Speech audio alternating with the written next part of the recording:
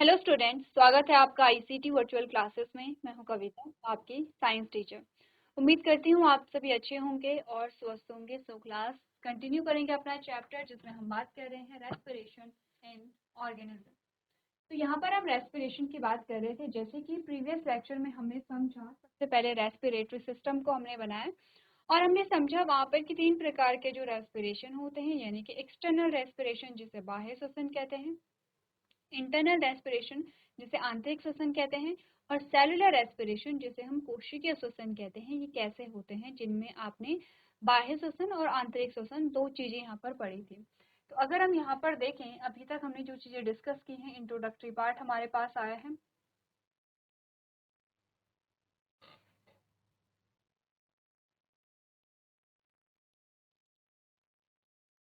चलिए, introductory part जो हमारे पास आया है उसमें हमें यही बताया गया है कि हमारी जितनी भी यहाँ पर हमारी जो बॉडी है, हमारी जितनी भी ऑर्गन है, वो सभी मिलकर के बने होते हैं, कोशिकाओं से मिलकर के।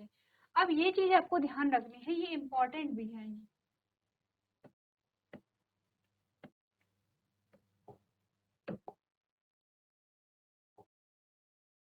आपने कहा all living organisms are made up of small microscopic unit called the cell. These cells have different functions to perform in these organisms, such as digestion, respiration, transportation, and excretion. The cell can perform these functions only if they get the energy to do so. Hence, all living organisms need food, which give them the required energy. The energy present in the food gets released when the organisms respire or breathe. तो क्या चीजें हमने समझी हैं यहाँ पर, क्या बोला गया है?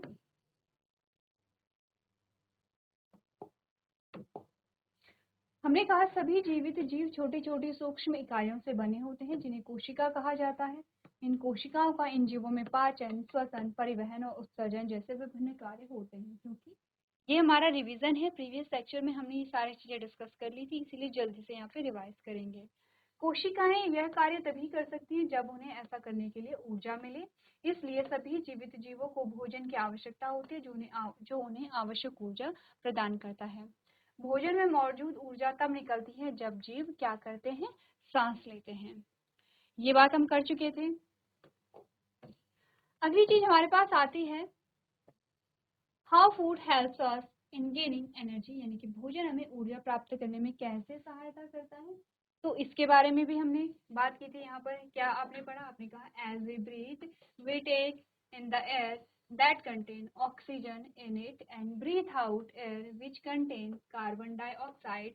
This oxygen, when transported to our cells, helps in breaking down the food and we get energy. यानी कि हमने कहा जब हम सांस लेते हैं तो हम उस हवा को अंदर लेते हैं जिसमें ऑक्सीजन होती है, और उस हवा को बाहर निकालते हैं जिसमें कार्बन डाइऑक्साइड होती है। ये ऑक्सीजन जब हमारी कोशिकाओं तक पहुंचाई जाती है तो भोजन को तोड़ने में मदद करती है और हमें यहाँ पर ऊर्जा मिलती है। ये बात भी हम कर चुके थे, ठीक है। नेक्स्ट टॉपिक आता है व्हाट इज सेलुलर रेस्पिरेशन, और हमने कहा सेलुलर रेस्पिरेशन से पहले हमने दो प्रकार के रेस्पिरेशन यहाँ पर पढ़े हैं, जिनके बारे में हमने यहाँ पर बात की है, ठीक है।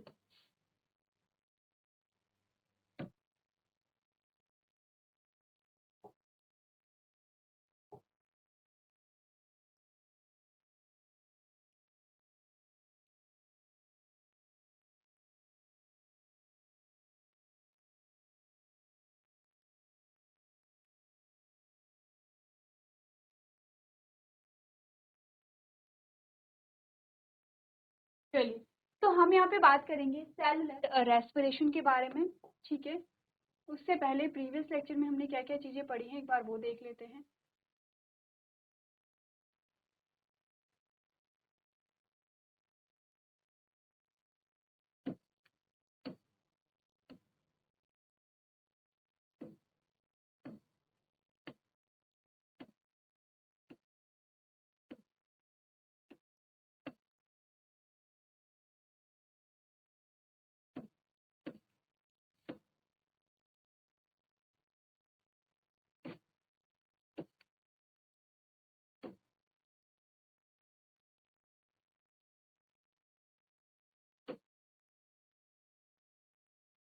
देखिए, कोशिकीय श्वसन से पहले हमने कुछ और चीजें डिस्कस की हैं यहाँ पर, जैसे जैसे कि हमने बात की है बाह्य श्वसन और आंतरिक श्वसन के बारे में। अगर हम कहें, सबसे पहली चीज जो हमने बाह्य श्वसन पढ़ा है उसमें हमने क्या चीजें यहाँ पे बात की है, हमने कहा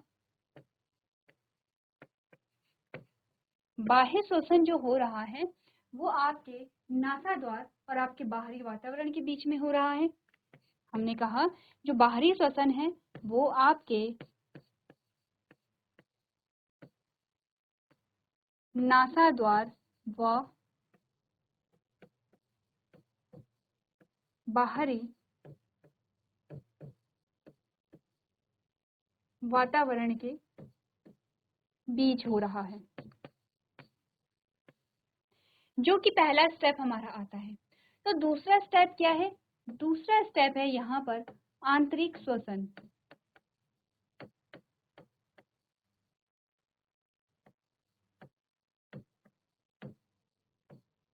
ठीक है, आंतरिक श्वसन क्या कर रहा है, कहाँ पर हो रहा है, आपने कहा आंतरिक श्वसन जो आपकी एल्वियोलाई है वह आपकी जो रक्त वाहिनियां हैं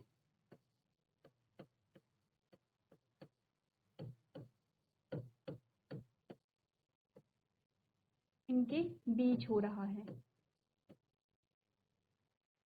ठीक है, एल्विलाई व रक्त वाहिनियों के बीच जो यहाँ पर आदान प्रदान हो रहा है गैसों का, उसको हम आंतरिक श्वसन कहेंगे।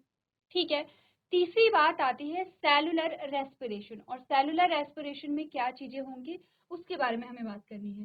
तो सेलुलर रेस्पिरेशन आप काफी बार देख चुके हैं। अब क्या होगा, देखिए हमने अभी तक क्या बात की है, हमने कहा ये है एल्विलाई। ठीक है, एल्विलाई कहाँ पर होगी, हमारे श्वसन तंत्र में होगी। एल्विलाई से ऑक्सीजन कहाँ जाती है, आपके ब्लड वेसल्स में जाएंगी।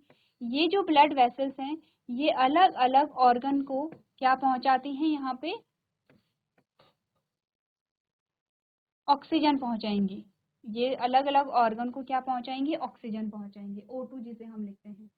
अब इन कोशिकाओं में ग्लूकोज होगा, पहले से ही यहाँ पे ग्लूकोज होता है। ठीक है, और जब ये ग्लूकोज टूटेगा तो क्या मिलेगी, यहाँ पे एनर्जी मिलेगी। ठीक है, यहाँ पे क्या मिलेगी, एनर्जी मिलेगी, प्लस कार्बन डाइऑक्साइड होगा, यहाँ पे भी कार्बन डाइऑक्साइड होगा। ठीक है, यहाँ पे जगह नहीं है इसीलिए हम यहाँ पे देखेंगे। अब यहाँ से आपने कहा यहाँ से जो रक्त है वो वापस निकलेगा,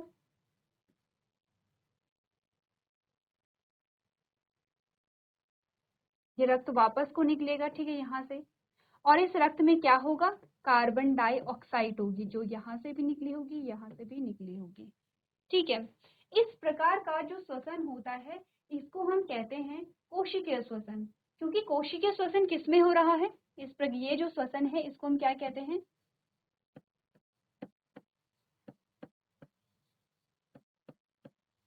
इसको हम कहते हैं कोशिकीय श्वसन। ठीक है, कोशिकीय श्वसन जो है वो किस किस के बीच में हो रहा है, तो आपने कहा कोशिकीय श्वसन आपकी रक्त वाहिनियों के बीच,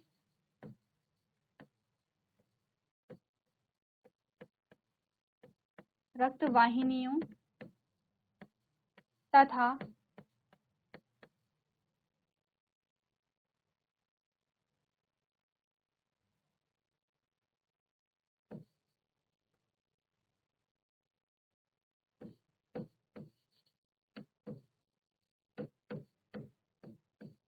कोशिकाओं के बीच हो रहा है। अब आप समझ रहे हैं कि जो यहाँ पर ऑक्सीजन है वो कहाँ से कहाँ पहुंची है। एल्विलाई में जो ऑक्सीजन थी वो कहाँ से आई है, जब आपने सांस ली। ठीक है, आपके नासा छेद से, आपके नासा द्वार, आपके नासा द्वार से आपके वायुनली, आपके वायुनली से आपने कहा आपके जो फेफड़े हैं, फेफड़ों से कहाँ आई है, फेफड़ों के किस भाग में आई है, एल्विलाई में। इस भाग को क्या नाम दिया जाता है, एल्वियोलाई। एल्विलाई से कहाँ गई है? एल्विलाई से आपके ब्लड वेसल्स में गई है, यानी कि रक्तवाहिनियों में गई है, रक्तवाहिनियों से कोशिकाओं में गई है। अब कोशिकाओं से ये कार्बन डाइऑक्साइड को लेकर के निकल रही है। तो ये गैस जो एक्सचेंज हो रही है, यानी कि ब्लड वेसल्स सेल्स को क्या देंगे? ऑक्सीजन देंगे, और सेल ब्लड वेसल्स को क्या देंगे? कार्बन डाइऑक्साइड देंगे। इस प्रकार का जो यहाँ पर क्या है, एक्सचेंज है गैसेस का, उसको हम क्या कहते हैं यहाँ पे? सेलुलर रेस्पिरेशन, या फिर इसको हम कहा कहते हैं कोशिकीय श्वसन। ठीक है, पढ़ लें। आपने कहा cellular respiration can be defined as the process in which the food that we eat is broken down inside the cell which result in the release of energy. आपने कहा कोशिकीय श्वसन को हम कैसे परिभाषित कर सकते हैं? आपने कहा ये एक ऐसी प्रक्रिया है जिसमें जो भोजन है जो हम ग्रहण करते हैं, अब वो भोजन जब पाचित भोजन में बदलता है तो अब हम उसे ग्लूकोज कहेंगे। ये ग्लूकोज क्या होता है? ब्रेक डाउन होता है, ठीक है, यानी कि ये टूटता है सेल के अंदर, और इससे क्या निकलती है? एनर्जी निकलती है। ठीक है, इसी प्रक्रिया को हम कोशिकीय श्वसन कहते हैं, क्योंकि आप यहाँ पर देख पा रहे होंगे कि ऑक्सीजन ग्लूकोज को तोड़ेगा तो एनर्जी निकलेगी, एनर्जी के साथ साथ कार्बन डाइऑक्साइड भी निकलेगा। ठीक है, यहाँ पर भी आप लिख लेंगे, यहाँ पे हमारे पास स्पेस नहीं है।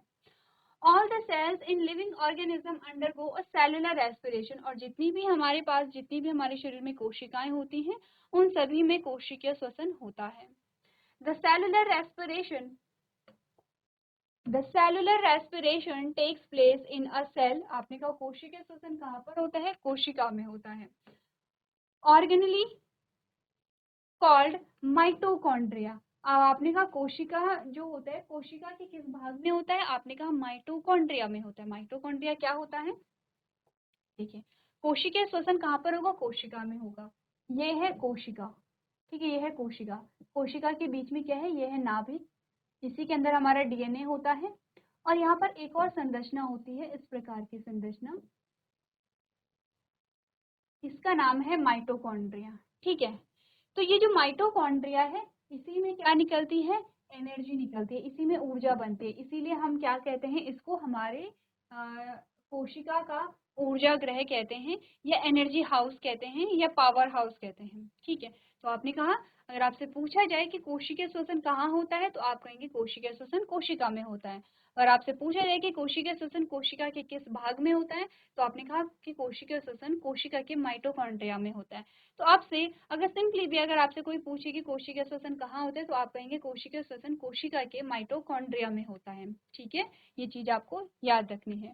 नेक्स्ट है the oxygen that an organism breathe in react with the carbohydrate, यानी कि ग्लूकोज। आपने कहा वो गैस जिसे हम सांस में अंदर लेते हैं, वो ग्लूकोज के साथ क्या करती है? रिएक्शन करती है। ठीक है, present in the food and result in the release of carbon dioxide, water and energy। और जब ये इसके साथ रिएक्ट करती है तो एनर्जी निकली, E फॉर एनर्जी, पूरा नहीं लिखा है, E फॉर एनर्जी है, कार्बन डाइऑक्साइड है, और वाटर भी यहाँ पर होता है। अगर आप वाटर लिखेंगी, आपको याद रहता है तो ठीक है, नहीं भी लिखेंगे तो इतना इनफ है। एनर्जी और कार्बन डाइऑक्साइड दोनों इंपॉर्टेंट है, लिखने हैं।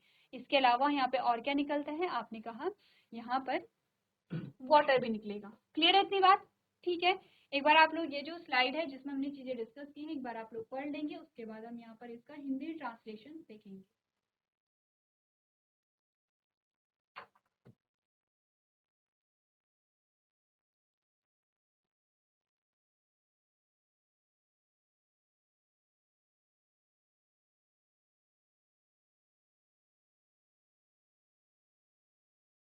चलिए, तो अब हम यहाँ पर देखते हैं इसका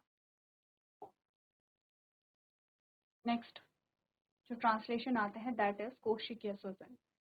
तो क्या चीजें हमने पढ़ी है? हमने कहा कोशिकीय श्वसन जो है या सेलुलर श्वसन को उस प्रक्रिया के रूप में परिभाषित किया जा सकता है जिसमें हम जो भोजन खाते हैं वह कोशिकाओं के अंदर टूट जाता है, जिसके परिणाम स्वरूप ऊर्जा निकलती है।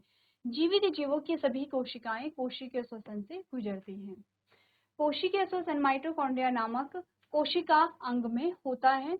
एक जीव जो ऑक्सीजन सांस लेता है वह भोजन में मौजूद कार्बोहाइड्रेट यानी कि ग्लूकोज के साथ प्रतिक्रिया करता है, और परिणाम स्वरूप कार्बन डाइऑक्साइड, पानी और ऊर्जा यहाँ पर निकलती है, जो कि आपको यहाँ पर दिखाई गई है। ठीक है,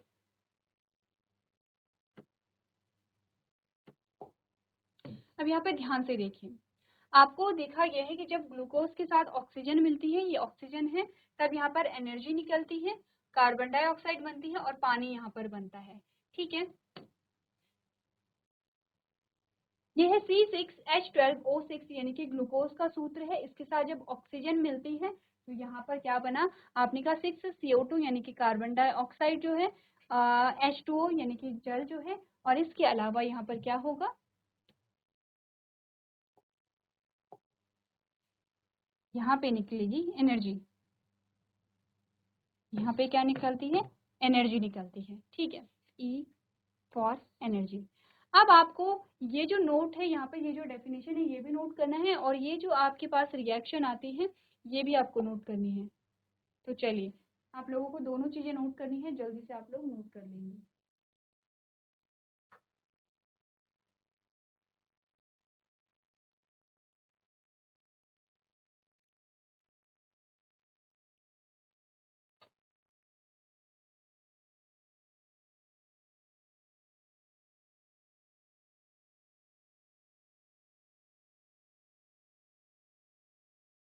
चलिए आगे बढ़ते हैं। अब आप बात करते हैं यहाँ पर एक डिफरेंस के बारे में जो हमारे पास आता है, that is aerobic respiration and anaerobic respiration. ठीक है, एरोबिक और एनारोबिक क्या होता है, अभी तक हमने बात की है रेस्पिरेशन के बारे में, श्वसन के बारे में। हमने कहा हम ऑक्सीजन को सांस में लेते हैं और कार्बन डाइऑक्साइड गैस को छोड़ते हैं। अब हमने अभी तक हमें इतना ही बताया गया है कि जब भी हम सांस लेते हैं तो हम ऑक्सीजन को यहाँ पे क्या लेंगे, सांस में अंदर लेंगे। कुछ ऐसे भी जीव होते हैं यहाँ पे, जब उनमें श्वसन की प्रक्रिया होती है तो वहां पर ऑक्सीजन अनुपस्थित होती है, यानी कि ऑक्सीजन क्या होगी, एब्सेंट होगी। अब हम सोचेंगे ऑक्सीजन एब्सेंट होगी, ऑक्सीजन का काम क्या है, पहले आपको ये समझना है। ऑक्सीजन का काम है यहाँ पर जो ग्लूकोज का ब्रेक डाउन करना, ग्लूकोज को तोड़ना, उससे एनर्जी निकालना। अब आपने कहा कि इस प्रकार का श्वसन जहाँ पर ऑक्सीजन नहीं है, तो अब ग्लूकोज का ब्रेक डाउन कौन करेगा यहाँ पे, तो हमने कहा कि ऑक्सीजन की उपस्थिति और ऑक्सीजन की अनुपस्थिति के आधार पे हमारे पास दो प्रकार के श्वसन आते हैं। एक को हम कहते हैं वायवीय श्वसन, जिसके बारे में अभी तक आप पढ़ते चले आ रहे हैं, और दूसरा आता है अवायवीय श्वसन, यानी कि जहां पर ऑक्सीजन उपस्थित नहीं होती है। तो सबसे पहला क्वेश्चन तो ये है कि हम में कौन सा श्वसन होता है। ठीक है, इसके बारे में हम बात करेंगे। हमने कहा कि यहाँ पर जो एरोबिक रेस्पिरेशन है यानी कि वायवीय श्वसन, जिसे हमने पढ़ लिया है, और अवायवीय श्वसन, दोनों में डिफरेंस क्या है उसको एक बार हम लोग देख लेंगे।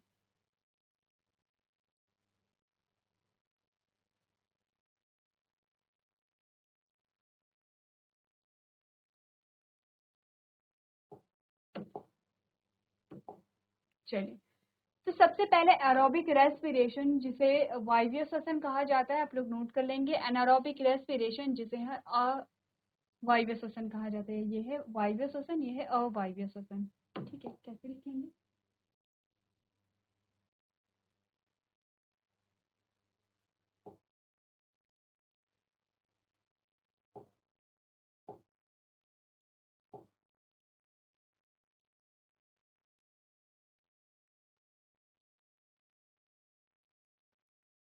तो ये है आपका वायवीय श्वसन। ठीक है, और ये है अवायवीय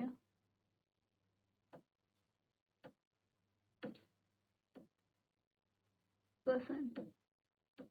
ठीक है, नोट कर लिया, आप लोग एक बार नोट कर लेंगे।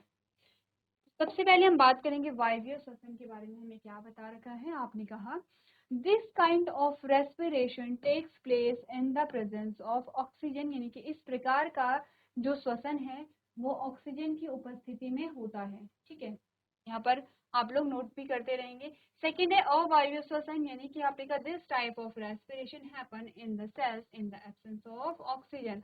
आपने कहा इस प्रकार का जो श्वसन होता है वो यहाँ पर ऑक्सीजन की अनुपस्थिति में होता है।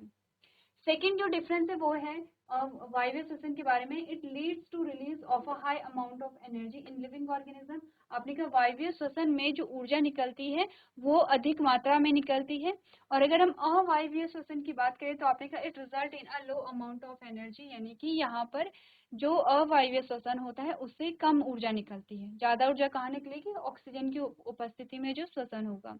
तीसरा डिफरेंस है human being and many other animals undergo aerobic respiration, यानी कि जो मनुष्य होते हैं और बहुत से ऐसे जीव होते हैं जिनमें वायवीय श्वसन पाया जाता है। तो आपको आपके क्वेश्चन का आंसर मिल गया है कि हमें कौन सा श्वसन पाया जाता है? वायवीय श्वसन पाया जाता है। अगर बात करें अवायवीय श्वसन की तो आपने कहा east and sometimes human being undergo anaerobic respiration, यानी कि ईस्ट जो एक फंगस होती है, जो कवक होती है, फफूंद देखा है आपने या आपने मशरूम देखा होगा, ये एक ग्रुप से बिलोंग करते हैं, उसका नाम है फंगस या कवक। अब ये जो फंगस होती है या ये जो कवक होता है, इसमें फफूंद के अलावा, इसमें मशरूम के अलावा एक और आता है, उसे हम कहते हैं ईस्ट। ईस्ट में अवायवीय श्वसन होता है और कभी कभी मनुष्यों में भी अवायवीय श्वसन होता है। अब आप सोचेंगे कि हम तो हमेशा ही सांस लेते हैं, हम तो हमेशा ही ऑक्सीजन को क्या करते हैं? अंदर लेते हैं, तो हम में अवायवीय श्वसन कैसे होता है? हमें ऑक्सीजन की अनुपस्थिति में कैसे यहाँ पर रेस्पिरेशन होता है? इसके बारे में हम आगे जाकर के बात करेंगे, ठीक है। चौथा जो डिफरेंस है, अभी हमें क्या करना है? मेनली डिफरेंस को देखना है। चौथा जो डिफरेंस आपको बताया गया है वो क्या है? Carbon dioxide and water are also release in aerobic respiration. जो वायवीय श्वसन होता है उसमें ऊर्जा निकलती है, कार्बन डाइऑक्साइड निकलती है और वाटर यानी कि पानी यहाँ से रिलीज होता है।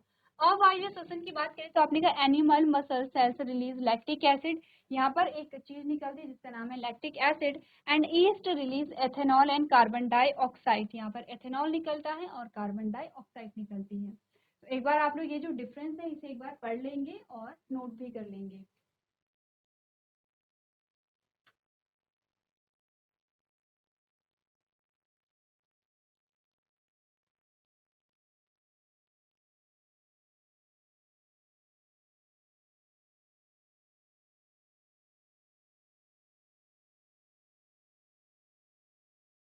चलिए तो आगे बढ़ते हैं और बात करते हैं सबसे पहले यहाँ पर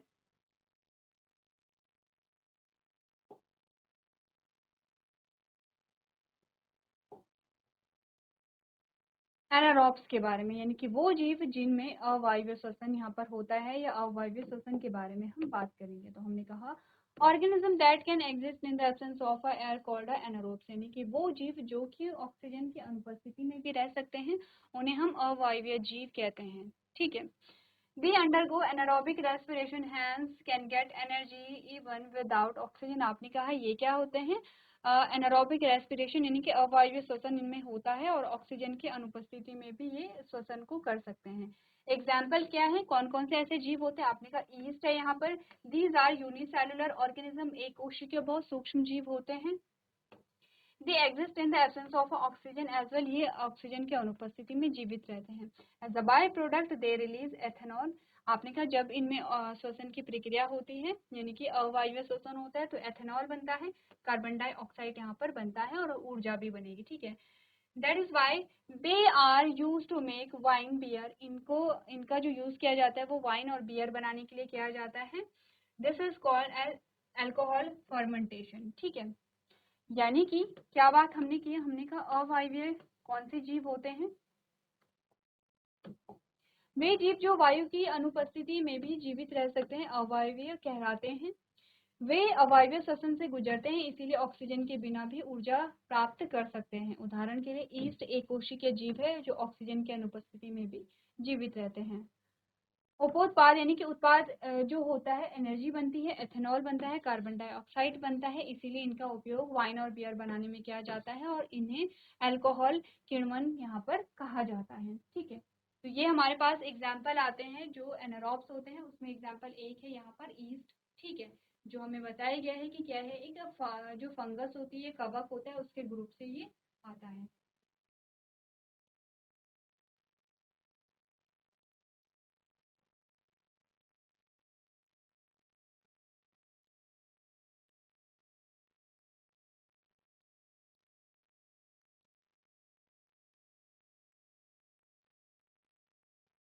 चलिए, तो इसके आगे का जो टॉपिक है हम लोग नेक्स्ट लेक्चर में कंटिन्यू करेंगे। एक बार आप लोग घर से पढ़ के लेकर के आएंगे। तो आज के सेशन में हम इतना ही करेंगे। अभी तक क्लास में बने रहने के लिए आपका धन्यवाद।